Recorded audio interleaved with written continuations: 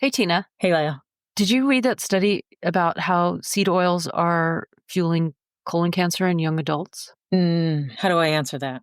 You're going to say no because that's not what the study said. That's a trick question. It is a trick question. Yeah. Because the study didn't say that. I know. But according to all the wellness influencers out there, it did. And a lot of traditional media as well kind of took a study and ran with it and really kind of put fear in people and perpetuated that whole seed oils are bad thing that's been going around for a while now. Yeah, I tried to use an AI tool called Elicit, or was it Perplexity? One of them. I wanted to know when the term seed oils started. Where is this coming from? Because when you're in medical literature, we don't refer to anything like a group of foods as seed oils. We say plant-based oils, vegetable oils. But seed oils is kind of a term that's only been vogue in the last, 3 years, 4 years maybe.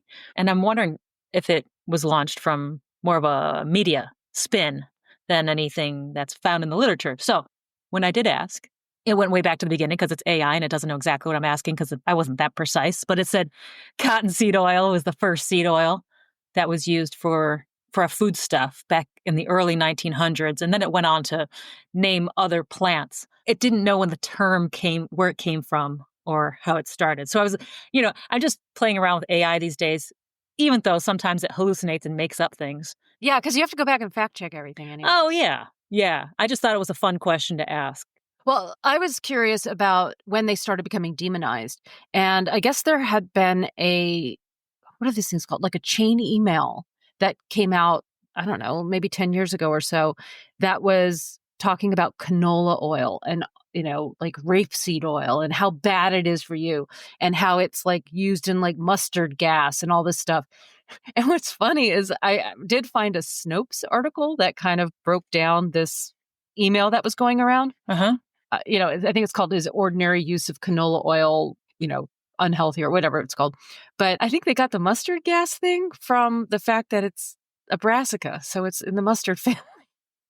Are you serious? I don't know. Well, there is something that if you heat unrefined canola oil or many different oils, if you heat unrefined oils, it can be like an irritant to your lungs. But when you cook, you're using refined oils and you're not cooking at those high temperatures. So anyways, I just thought it was really funny that it is in the brassica family. So I think the canola oil kind of started that whole thing. And that was just some chain email that was, this is the truth behind it.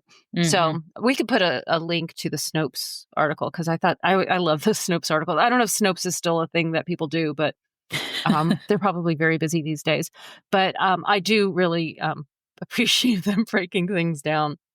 So before we go on and talk about the seed oil colon cancer controversy, if you are still listening to us, hopefully you are, and you enjoy our podcast, please share it with your friends and family. And we also have a membership now that you can join. It's through Buy Me a Coffee. You can find that on our website. We have 3 different levels. You can get bonus content, exclusive benefits for our members, depending on the level you sign up for. And one of the benefits that is available to all of the levels is joining us for live question and answers. And the level determines how many lives you get invited to. How many Q&As you get invited to? Live Q&As. Live Q&As. Lives. Anyway. All right.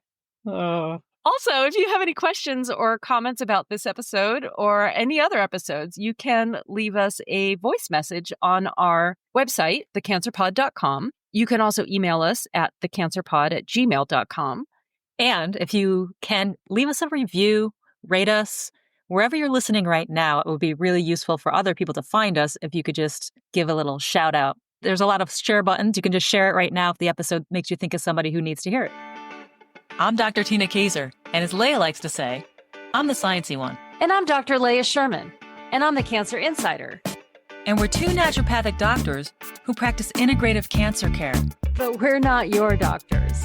This is for education, entertainment, and informational purposes only. Do not apply any of this information without first speaking to your doctor.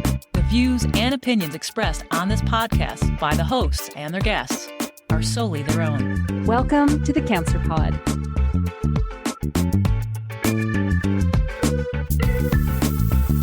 Okay, so what was the study that came out that kind of fueled this controversy? There was a study that was in Gut, which is the journal Gut.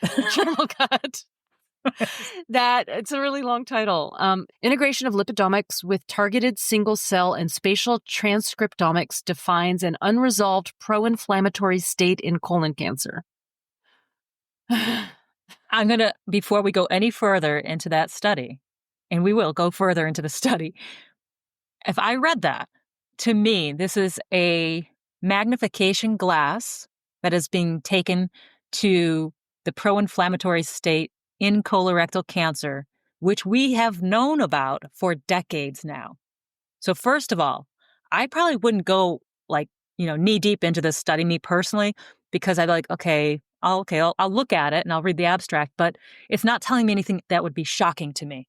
Like, okay, you're looking at the fats in colorectal cancer, and I would go in maybe a little deeper, maybe look at the abstract, but a pro-inflammatory state in colorectal cancer is very well known. It's a given. It's a given. This is why ulcerative colitis is a risk factor for colorectal cancer. And 15% of people with ulcerative colitis will have colorectal cancer if it's not treated. So this is one of the reasons you want to tamp down the inflammation of ulcerative colitis. So first of all, the heading isn't like shocking. It's not news. And it also isn't the same as the headlines that were coming out in the newspaper. So, so I kind of briefly looked over the study, and it basically looks at the lipid content of colorectal cancer cells, tumors. So they took samples from tumors from, I believe they're all adults. I don't believe they were young adults. I think they were older. They were all older. Yeah. And then they took normal tissue from healthy people who did not have colorectal cancer. And in the tumors, there were more lipids found, and there were more pro-inflammatory mediators. Yes, which is expected in any colorectal cancer tissue, whether it's from an animal or a human. Because those pro-inflammatory mediators were derived from arachidonic acid, somehow I don't know how they figured out that this all relates to omega-6, and omega-6 is found in seed oils, and therefore, ergo, extrapolation. That's the word I was looking for. And not only that, it's conflation as well. They're conflating different ideas out there into a brand new headline saying seed oils are connected to colorectal cancer in young adults. Nothing in this study actually says that. Nothing in this study really was looking at young adult populations. And the idea that arachidonic acid can result in pro-inflammatory mediators, cytokines, whatever we want to call them, is not news either. That has, been in our textbooks for my entire career, and I've been out in the world, 30 years now. So this is just selectively pulling words and making them into hot buttons in social media so that they get, they twisted it into seed oils are the reason for colorectal cancer incidence being higher now than ever in people under 50. Oh, I found something out about arachidonic acid that I didn't know about. Maybe you know about. Did you know that people take it as a supplement? I did see that, and I don't know why. Muscle growth. It's for people who are looking for gains, like muscle gain. But there's plenty of arachidonic acid in the diet. I don't understand why you would supplement it. I don't know. I didn't look to find an actual supplement, but I came across that, and I was like, does Tina know about this? This is crazy. So, so then on one hand, you have people saying oh, arachidonic acid bad. And then on the other hand, you have people who are like, oh, I'm taking arachidonic acid for my muscle growth. Right. So I wouldn't take that supplement. But anyways, okay. So what exactly are seed oils? They're exactly what they sound like. They are oils that are taken from the seeds of various plants. So in the case of cooking oils that are derived from seed oils, you're talking about canola oil, which you've already mentioned, corn oil, cottonseed oil, soybean, sunflower, safflower, grapeseed oil, and rice bran oils. Those are the top ones that you're going to find people cooking with, making dressings out of, that kind of thing. And they're also found in a lot of processed foods. Yes, they tend to be fairly shelf stable when they've been completely refined. So when I think of seed oils, aside from cooking oils, I think of things like borage oil, evening primrose oil, which we use as supplements for our patients, right? I mean, they're great for things like eczema and PMS, menopausal symptoms, those kinds of things. So those are omega-6, as are the seed oils that are used in cooking. Yeah. So whenever we're talking about any oil, doesn't matter what we're deriving it from, there's going to be some unsaturated fats and some saturated fat usually. Polyunsaturated means it has to do with the chemical structure, but polyunsaturated fats are high in plants and in these seed oils. The two polyunsaturated fats that we need to consume in our diets are omega-3 fatty acids and omega-6 fatty acids. Those are our two essential fatty acids, as in human beings need those two fatty acids for proper function and survival, but we cannot make them in our systems. So all the other fatty acids, there's hundreds of them that we use in our bodies, we can manipulate those two fatty acids into practically everything else we need. We don't need any other fatty acids to survive. Those are the two we must have. And from there, our own enzyme systems can do what it needs to do to create various fatty compounds that are used in and around our cells. So I'm just saying that because in the big picture, I always like to pan way back, go to 40,000 feet and be like, all right, what is everything made of? What are we talking about when we talk about omega-6 fatty acids? These aren't inherently evil. They are inherently essential. Right. So what it comes down to is how much is too much of a good thing. So too much omega-6 fatty acid, which you get when you take in a lot of soybean oil or a lot of corn oil or any other highly refined vegetable oil, if you get too much omega-6 fatty acid relative to the omega-3 fatty acid, these are the two we must have, these are essential fatty acids, that can be pro-inflammatory, lead to more inflammation in various cells in your body. Doesn't matter what we're talking about. This could be the colon cancer cells, that could be just regular cells throughout your body, because all cells have these fatty acids in their outer membrane. It's part of their structure. So these fatty acids make up the bilipid layer, the structure on the outside of the cell. And so what that cell is composed of has a lot to do with what you've ingested. So you don't want to take in a ton of omega-6 fatty acids relative to your omega-3 fatty acid intake. That is true. It is pro-inflammatory to take in too much omega-6 fatty acids because our cells are then made with too much omega-6 oils. And when our body goes to break down those bilipid layers, when there's any signal to pull fatty acids from the bilipid layer, which we do all the time, we're doing it right now as we speak, it's going to pull down what is there. And if your cells are made of omega-6s, then it's going to be primarily omega-6s that's being pulled down and broken down. If it's made of omega-3s in good quantity, then that's not inflammatory. Omega-3s are the opposite. They're anti-inflammatory for the most part.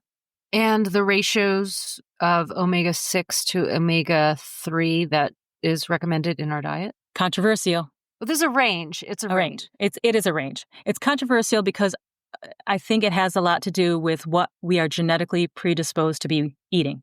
So it depends on your genetics as much as anything else. But the range, I think, is somewhere between 4-to-1 to 1-to-1. The 4 being? Omega-6. 4-to-1 at most, 1-to-1 being ideal for some people as an anti-inflammatory state. Okay, so if people are concerned about taking in too many of these omega-6s, then increasing omega-3 foods would be recommended. Definitely helpful. I just thought about this. In my own kitchen right now, I don't have any vegetable oils that are like soybean oil or safflower oil or corn oil. Those don't exist in the kitchen. There's no need for them to exist in the kitchen that I can think of. I have grapeseed oil because it tolerates higher heat. And I have sesame oil. Do you cook with sesame oil? Mm-hmm. But I don't use it with high heat. Mm-hmm. But I do cook with sesame oil as well. Now, have these been chemically extracted or pressed? They're cold pressed. So pressed means that they've been mechanically pressed. The oils have been a more traditional way to extract oil from a seed is to press the seed, which is what we mean by expeller pressed or cold extraction, cold pressed olive oil, cold press, even grapeseed oil. So the pressing avoids all those chemicals I am concerned about the chemicals in these oils that are used in extract. Yeah, because so chemicals are used to extract the oil from these seeds, and then there's a process that removes the chemicals from the product that comes out. So they use chemicals to take out the oil, and then they process it further. So commercially available seed oils are processed. Yes, most of them. Yeah, they're highly processed in order to get them to not have the chemicals that were used in the extraction. Right. So if the label doesn't say expeller pressed or something or cold pressed, yeah. Cold pressed, then yes, it's been a chemical extraction. And hexane is one of the chemicals that's used. And there is hexane found in products. I've found multiple studies on this now that have looked at how much hexane residue is left in the oil. And it's measurable. How much it is and whether it's too much depends on the study and the governing body. So is 5 parts per million too much? Is 1 milligram per kilogram too much? Like, where do we set these limits for something like hexane, which is a pretty toxic compound in any amount? It's kind of like when we set arsenic limits for our water content. Like, there's a little arbitrariness to this. Like, what is safe? Is safe the lowest amount we can possibly do it with? Safe is arbitrary. So I think 0 is the only safe amount. So choosing an oil, a seed oil that is cold pressed would be another recommendation. Absolutely.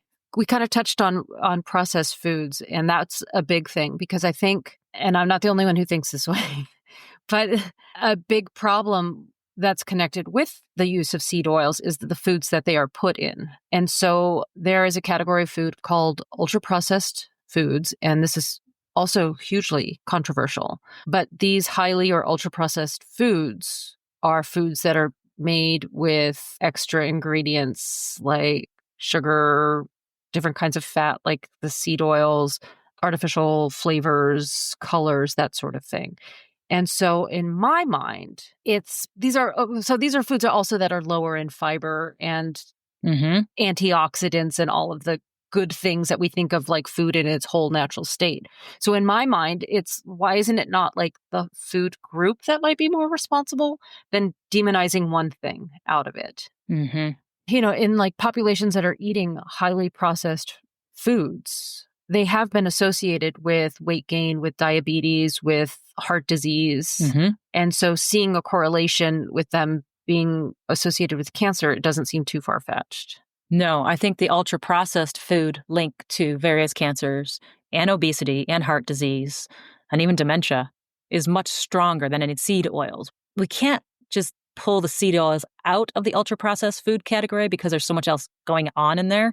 Right. There's so much else not going on in there. Like all right. of all of the nutrients that we talk about, like I said, like the fiber, the antioxidants, like all of those, phytochemicals, the plant nutrients, like those are taken out. And granted, some of them are fortified. Some of those foods are fortified, like very shelf-stable bread is can be an ultra-processed food, I'll say, that is fortified with vitamins because all of that's been stripped out to keep it shelf-stable. Mm-hmm. And there's benefit to having a shelf-stable product because not everyone can afford to access fresher foods. Right. But yeah, so I think kind of like us going into like the different levels of processing in foods is kind of important. Yeah. So what we're talking about in ultra-processed food, I'll just read the definition. It says sugar-sweetened beverages, sweet and savory packaged snacks, reconstituted meat products, pre-prepared frozen dishes, canned instant soups, chicken nuggets. It actually says that. And ice cream. I think it's funny that they single out chicken nuggets. What about chicken strips? I don't know. I guess they're just anti-nugget. I don't know. Well, and what also, when I was looking at different types of ultra-processed food, besides things like the shelf-stable bread, is energy and protein bars. Not all of them. I mean, they're all processed, but the ones where there was not a definition, but there was a description of ultra-processed foods I thought was like really simple. Like if you can look at the ingredient list and you can't make that yourself, like if it has things listed on the ingredients that you're like, I don't know where to find that in the store, that might be considered ultra-processed. Yes, and ultra-processed is not just processed food. So you're right. I mean, this whole category thing is called NOVA categories, NOVA. And group 4, ultra-processed, is what I just read. And the other piece of group 4, it says formulations made from a series of processes, including extraction and chemical modification. So that's very important because processed food says, canned and pickled vegetables are processed food. Meat, fish, or fruit, artisanal bread, cheese. And I think they mean if you've canned or pickled the meat, fish, or fruit. Cheese itself is considered a processed food because it's not as it exists in nature. You have to process it a little bit to create the cheese. Salted meats, wine, beer, cider. So that's processed food, as in it was naturally processed into a state that will now preserve it in some way or lengthen its shelf life. And so even the meats that come, like the dried meats in Europe a lot. Smoked and cured meats, yeah. Yes, that's processing, but it's not ultra processed. So they're really dividing out ultra processed foods as those that are formulations made from processes, including extraction. And that's where all that extracting the soybean oil and the seed oils comes in, or chemical modification, which, that could be adding coloring, adding preservatives. Red dye number 3, which was just taken off the market. Right. The FDA just removed that, thankfully. And we got a long way to go. There's a lot more chemicals to remove from the market, but it's a start. There's also group 1 and 2. So group 1, just so we're clear, is unprocessed or minimally processed foods, fresh, dry, frozen vegetables, or fruit, grains, legumes, meat, fish, eggs, nuts, and seeds. That's group 1. That's minimally processed foods. Those are the ones we want people to mostly have on their diet.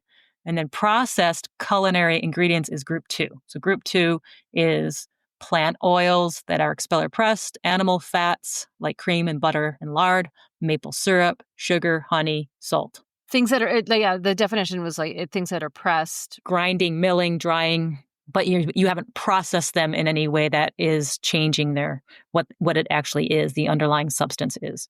Right. So something like peanut butter that's 100% peanuts with nothing else added. That would be under processed culinary? It would be group 2, yes, because you've milled it or grinded it. But if you add peanut oil or, any sort of sweetener to it, then that would become ultra-processed. No, it'd just be processed. Processed. But even if you add sugar? Yes, because that's not a chemical. Okay. Or an extraction process. Now, if you said to yourself, the part of the peanut I really like is the peanut oil, and you added hexane to it and pulled out. Well, there is peanut butter with added peanut oil. Okay, so the peanut would be the group 1 unprocessed food. The peanut itself. The peanut. Mm-hmm. Mm-hmm. You can take the shell off, and it's still a group 1. Mm-hmm. Group 2 would be peanut butter. Mm-hmm. That is 100% peanuts. That's all that's in it. Mm-hmm. Group 3 would be if it was the peanut butter with added salt or sugar. Mm-hmm. And then group 4 would be if you're adding in marshmallow fluff.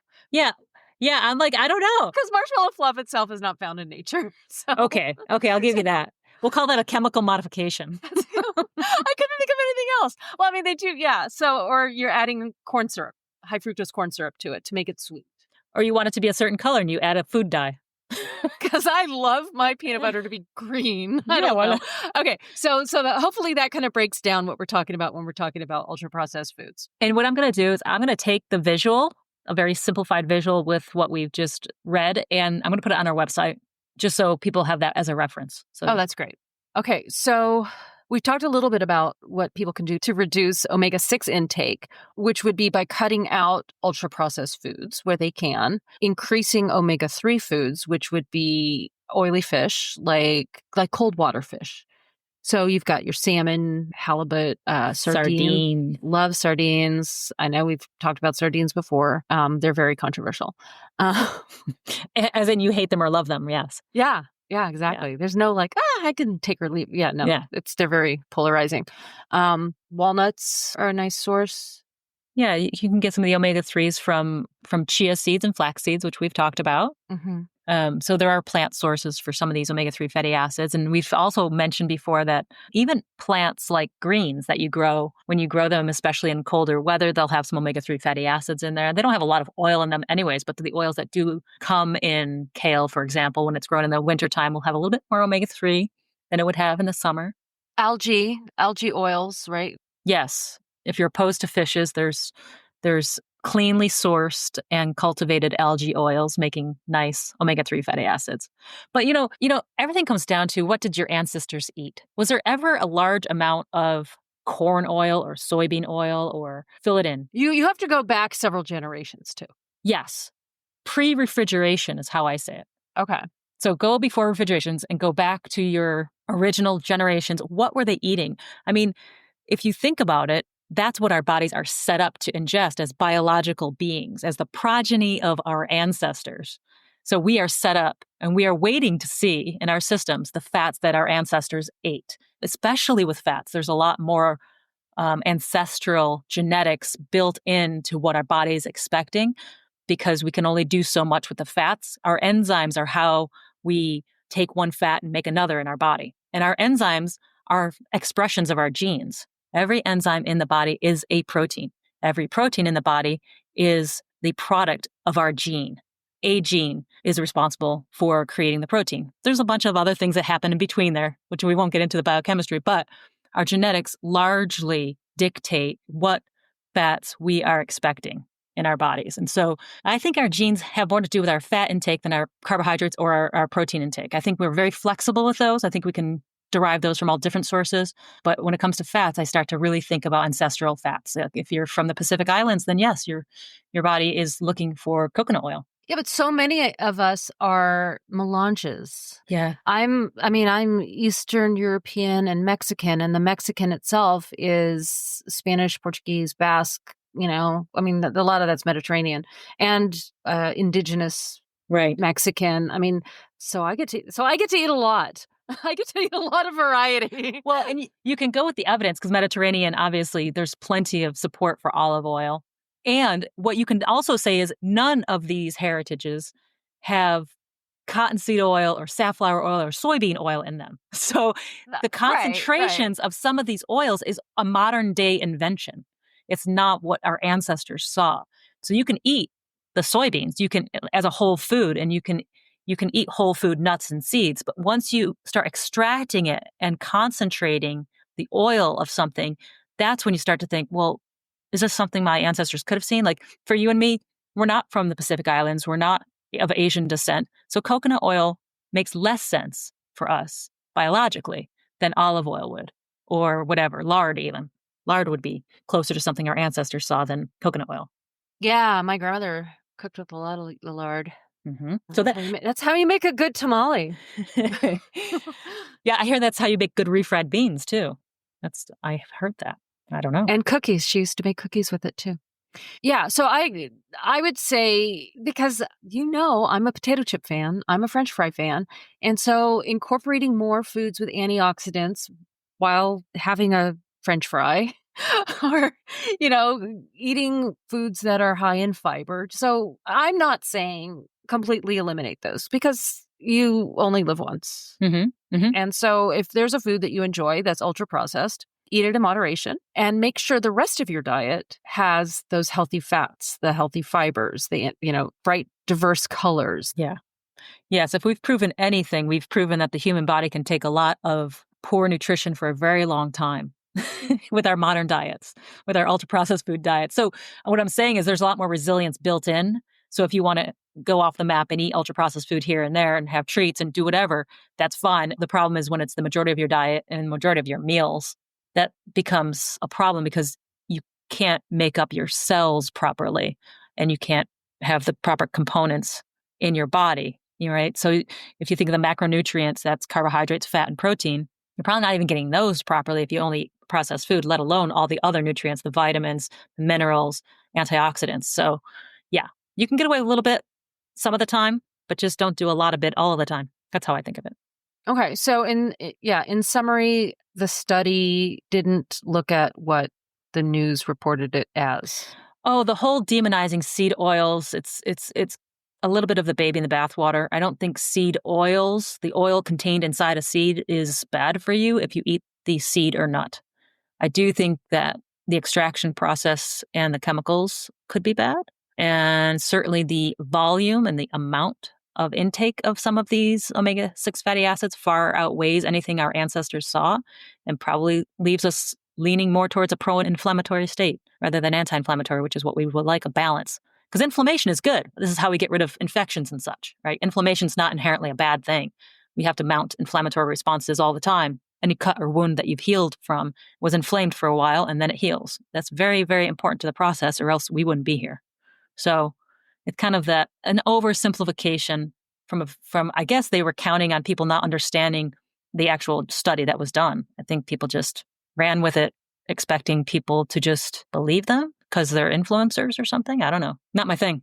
So on that note, I'm Dr. Leah Sherman. And I'm Dr. Tina Kaiser. And this is The Cancer Pod. Until next time. Thanks for listening to The Cancer Pod. Remember to subscribe, review, and rate us wherever you get your podcasts. Follow us on social media for updates. And as always, this is not medical advice. These are our opinions.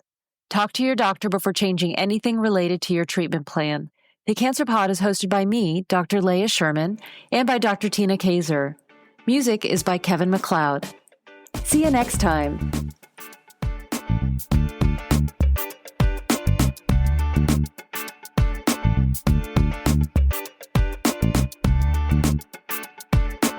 And leave us a review.